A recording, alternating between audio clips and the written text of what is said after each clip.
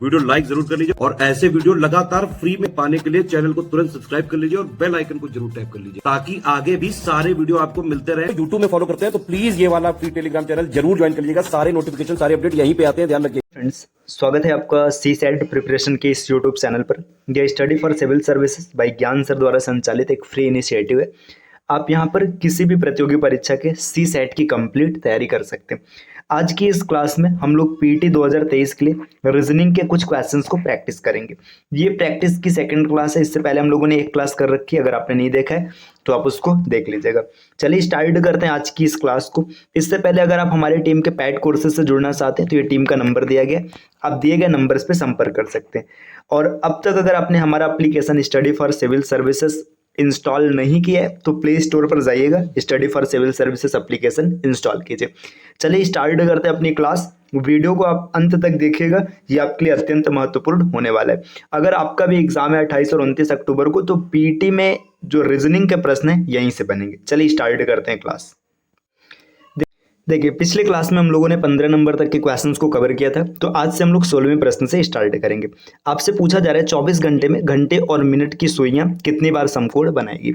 ये क्लॉक का एक क्वेश्चन। देखिए, जब कभी भी ऐसा प्रश्न बनेगा तो इसमें थोड़ा सा इसके बेस को समझते हैं। जो घड़ी होता है, घड़ी में एक घंटे में जो 90 अंश का कोण बनता है ये 2 बार बनता है। ठीक, एक घंटे में 2 बार बनता है तो 12 घंटे में बनना चाहिए कितनी बार? 24 बार। लेकिन 12 घंटे में 24 बार नहीं बनता है। 12 घंटे में बनता है जो 90 अंश का कोण है ये 22 बार। ठीक, अगर 12 घंटे में 22 बार बन रहा है तो 24 घंटे में बनेगा 44 बार। लेकिन अब ये 12 घंटे में 22 बार बनता क्यों है? तो इसके पीछे का लॉजिक समझिएगा। जब घड़ी की बात करेंगे ना, देखिए 2 से 4 के बीच में 2 घंटा है, यहाँ पे बनना 4 बार चाहिए था लेकिन बनता है 3 बार। ठीक, इसी प्रकार ना 8 से 10 के बीच में कितनी बार बनता है? यहाँ पर भी बनता है 3 बार। तो आप इसको याद रख सकते हैं कि 90 अंश की बात करेगा तो 1 घंटे में 2 बार 90 अंश का कोण बनता है। लेकिन जब 12 घंटे की बात करेंगे तो बनेगा 22 बार। अब 12 घंटे में 22 बार क्यों बनेगा? क्योंकि 2 से 4 के बीच में सिर्फ 3 बार बनता है, तो एक यहाँ से कम हो गया। इसी तरीके से 8 से 10 के बीच में 3 बार बनता है। तो घड़ी में ये 2 सिचुएशन ऐसे होते हैं जब 90 अंश के कोण में एक एक बार की कमी आ जाती है।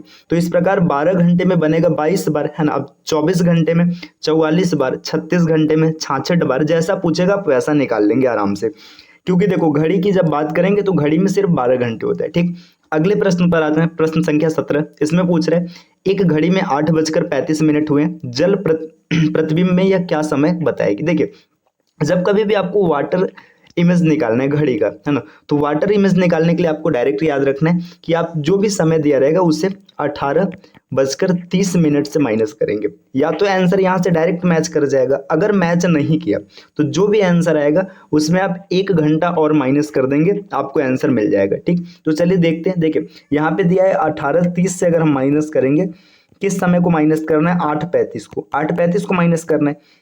तो देखिए यहाँ पर जब माइनस करेंगे तो देखिए ये आपको 30 है, ठीक है, तो ये घटेगा नहीं, तो यहाँ से ना 60 मिनट इसको उधार देगा। 60 मिनट उधार देगा तो यहाँ पे आ जाएगा 55, ये बचा है 17, है ना, 17 बचा है। अब 17 में से 8 अगर आप घटाएंगे तो 9 मिलेगा, 9:55 यहाँ पे मिल रहा है, तो 9:55 ऑप्शन सी बिल्कुल सही हो जाएगा।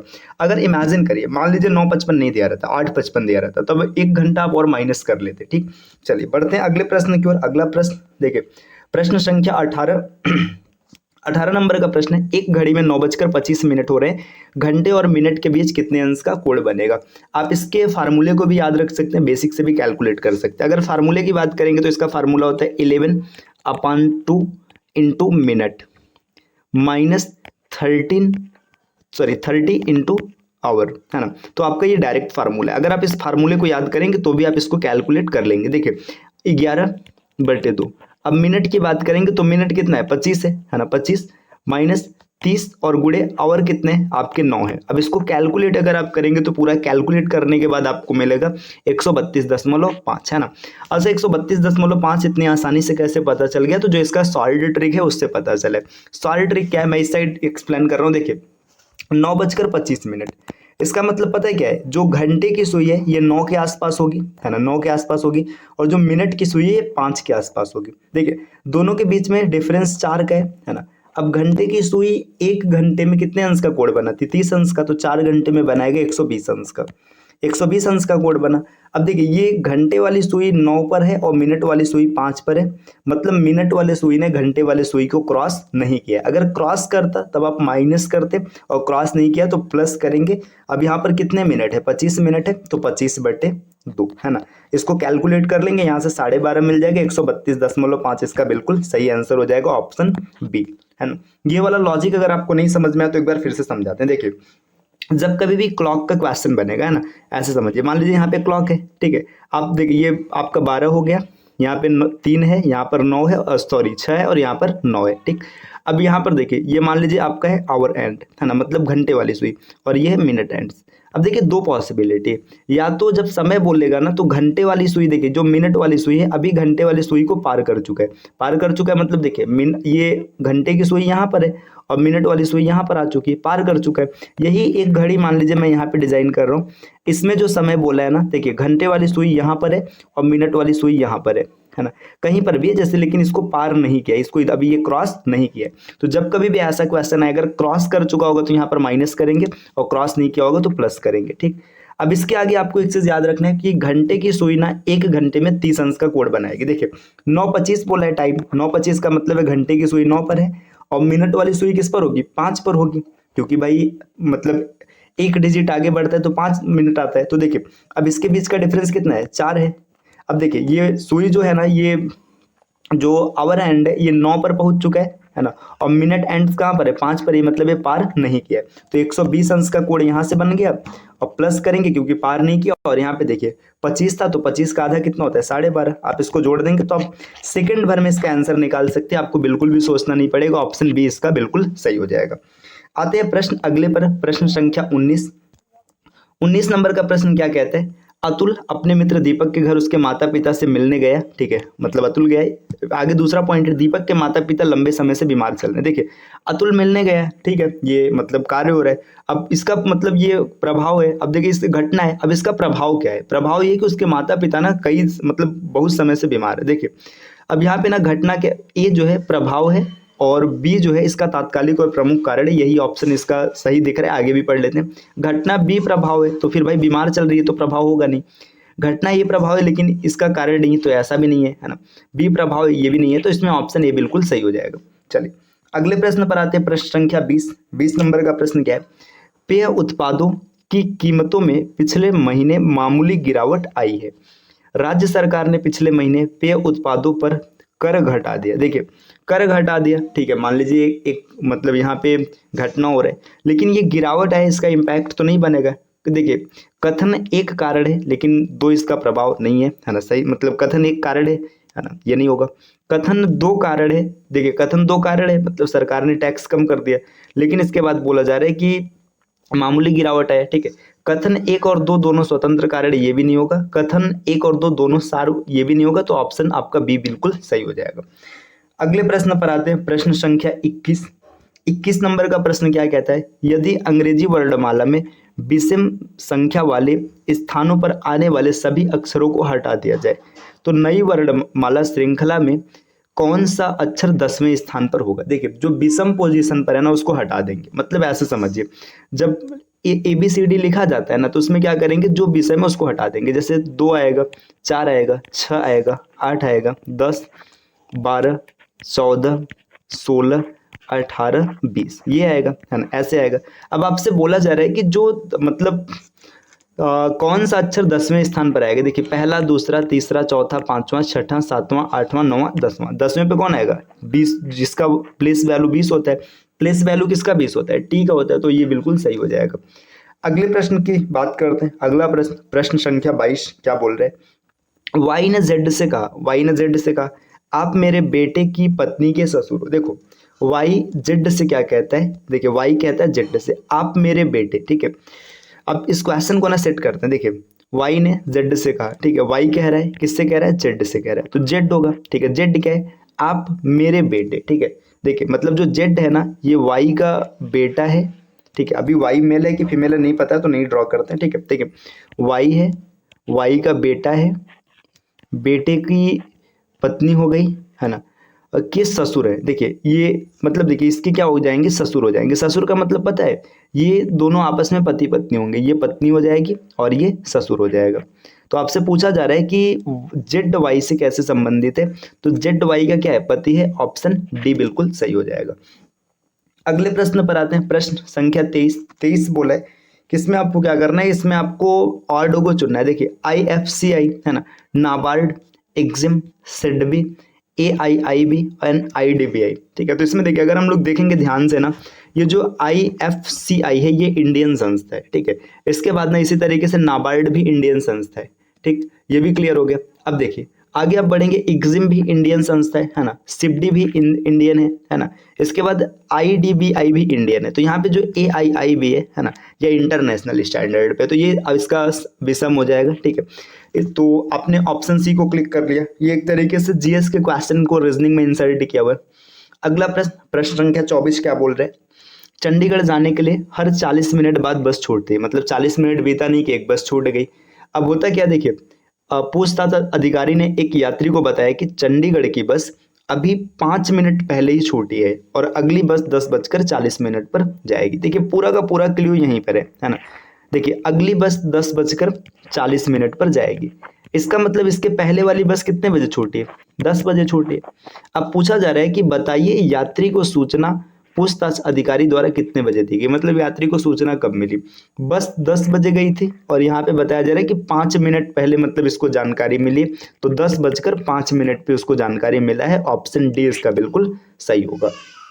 अगले प्रश्न पर अगला प्रश्न ये है, एक कतार में 40 बच्चे दक्षिण दिशा की ओर मुंह करके खड़े हैं। ओ क्यू के दाहिने 8वें स्थान पर है, जो एफ के बाएं 14वें स्थान पर है।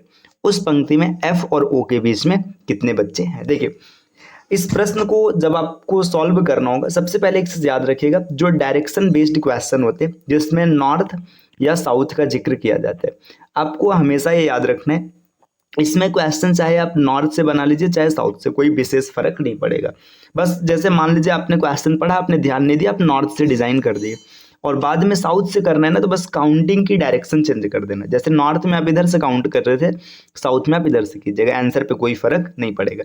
चलिए देखते, देखिए 14 मतलब यहाँ पे चिल्ड्रन, देखिए बोला जा रहा है कि O is 8th to the right of Q। अभी जैसे बोला मैं वैसे बना रहा हूँ। देखिए यहाँ पे Q है ना, साउथ में सभी लोग देख रहे हैं तो राइट इधर होगा, ठीक है। तो O इसके 8th है, 1 2 3 4 5 6 7 लोग हैं, यहाँ पे O खड़ा है। आगे बोला जा रहा है हु। देखिए हु मतलब ये जब भी बोला जाता है ना तो पास वाले के लिए बोला जाता है। क्यू क्या है, Q is 14 to the left of यफ, है ना, मतलब यफ के 14 है। देखिए 1 2 3 4 5 6 7 8 8 हो गए, 9 10 11 12, ठीक है। और देखिए यहाँ पे 14वें पोजीशन पे है ना, तो देखिए इसके बीच में 13 लोग होने चाहिए, 3 3 6 3 9 3 12 1 13, यहाँ 13 लोग हो गए और यहाँ पे यफ खड़ा है। अब आपसे क्वेश्चन में पूछा जा रहा है कि एफ और ओ के बीच में कितने लोग हैं, तो यहाँ पे आपको दिख रहा है 2 और 3 5 लोग हैं। ऑप्शन बी इसका बिल्कुल सही हो जाएगा। अगले प्रश्न पर आते हैं, प्रश्न संख्या 26 में क्या है, मानसी के पिता रवि की बहन, रवि, देखिए मानसी के पिता रवि की एक बहन है जिसका नाम कविता है। देखिए अब मानसी के पिता है रवि, देखिए यहाँ पे मानसी हो गई, ठीक है, मानसी के पिता कौन है, रवि हो गए। रवि की एक सिस्टर है जिसका नाम क्या है, कविता नाम है। अब आगे बोला जा रहा है जिनके बेटे ललित की बहन का नाम दिशा है। देखिए यहाँ पे कविता है, कविता का एक बेटा है ना, ललित है, ललित की बहन है ना, बहन का नाम क्या हो जाएगा, दिशा हो जाएगा। आगे बोला जा रहा है रवि की माँ का दिशा के पिता। देखिए रवि की माँ, देखिए यहाँ पे जो रवि होगी मतलब रवि है, रवि की माँ हो जाएगी, है ना, रवि की माँ का दिशा के पिता, ठीक है। अब देखिए दिशा ये रहा, तो यहाँ पे ये दिशा के पिता हो जाएंगे, है ना, यहाँ पे फादर हो जाएंगे, जो भी रहेंगे, मैं पी लिख दे रहा हूँ।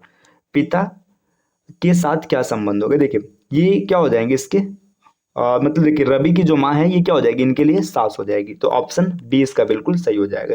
फैमिली ट्री आप आराम से डिजाइन कर सकते हैं, आपको कोई दिक्कत नहीं आएगी। अगला प्रश्न है, प्रश्न संख्या 27, आपसे पूछा जा रहा है दिए गए विकल्पों में से 3 एक निश्चित तरीके से सामान्य, हालांकि एक विकल्प अन्य 3 की तरह नहीं है, उस विकल्प का चयन करें जो अन्य से भिन्न है। अब देखिए यहाँ पे आपको प्लेस वैल्यू फिट करना है सबकी। जेड की प्लेस वैल्यू होती है 26, है ना, वी की प्लेस वैल्यू होती है 22 और एक्स की प्लेस वैल्यू होती है 24, ठीक। इस तरीके से बढ़ेंगे। एल की प्लेस वैल्यू होती है 12, जे की प्लेस वैल्यू होती है 10 और के की प्लेस वैल्यू होती है 11। नेक्स्ट और आगे बढ़ेंगे, यू की प्लेस वैल्यू होती है 21, क्यू है 17 और एस है 19। एच की प्लेस वैल्यू है 8, डी की प्लेस वैल्यू है 4 और एफ की प्लेस वैल्यू है 6। देखिए अब आप यहाँ पे देखेंगे तो आपको पता चल रहा होगा यहाँ पे 4 की कमी है, 2 की वृद्धि है, 4 की कमी 2 की वृद्धि, 4 की कमी 2 की वृद्धि। तो इसमें जो ऑप्शन बी है ना, ये 3 विकल्प से अलग है, ऑप्शन बी इसका बिल्कुल सही हो जाएगा। अगले प्रश्न की बात करेंगे, प्रश्न संख्या 28। 15 जनवरी 1996 से 10 मई 1996 के बीच दिनों की संख्या कितनी होगी? अब समझिए यहाँ पे 15 जनवरी से बात करेगा। अब 15 जनवरी से देखिए यहाँ पे बचा हुआ 16 है ना, ये 1996 लीप ईयर है तो फरवरी में 29 दिन हो जाएगा, मार्च में 31, अप्रैल की बात करेगा 30 और मई में आपको 10 दिन है ना। अब इन सबको जोड़ लेते हैं। देखिए 9 1 10 और 6 16, यूनिट डिजिट 6 आ रहा है तो ऑप्शन ए इसका बिल्कुल सही हो जाएगा, पूरा कैलकुलेट करने की जरूरत नहीं है। चलिए अगले प्रश्न की ओर आते हैं। देखिए प्रश्न संख्या 29 क्या है, निम्नलिखित प्रश्न का उत्तर देने के लिए विकल्पों में दी गई जानकारी के किस भाग की अतिरिक्त रूप की आवश्यकता होगी, है ना। आप इसको देख लीजिएगा, क्वेश्चन आराम से आप सेट कर लेंगे। क्वेश्चन 30वें को देखते हैं। प्रश्न संख्या 30 क्या बोला जा रहा है, सरिता और कमलेश विवाहित जोड़ा है। देखिए सरिता है ना की शादी हो रखी है कमलेश से। राम और श्याम भाई हैं, ठीक है, राम और श्याम भाई हैं। देखिए राम कमलेश का भाई है, देखिए जो राम है ना कमलेश का भाई है, तो यहाँ पे राम हो गया, ये भाई हो गया, और यहाँ पर श्याम हो गया, ये भी भाई हो गया। ठीक, आगे बोला जा रहा है श्याम की पुत्री सरिता के, देखिए श्याम की पुत्री, अब श्याम की पुत्री यहाँ पर आएगी है ना, ये श्याम की पुत्री हो जाएगी। अब बोला जा रहा है कि सरिता, देखिए श्याम की पुत्री का सरिता के पति से क्या संबंध होगा, तो सीधी सी बात है, देखिए ये इसकी भतीजी हो जाएगी, ऑप्शन बी इसका बिल्कुल सही हो जाएगा। तो देखिए यहाँ 30 क्वेश्चन तक हम लोगों ने टैकल कर लिया, आगे इसमें 20 क्वेश्चन और बचे, 31 से लेकर के 50 तक, ये हम लोग अगले वीडियो में करेंगे, है ना। तो अगले वीडियो को देखने के लिए चैनल को सब्सक्राइब कर लीजिएगा, मिलते हैं आपसे नेक्स्ट वीडियो में।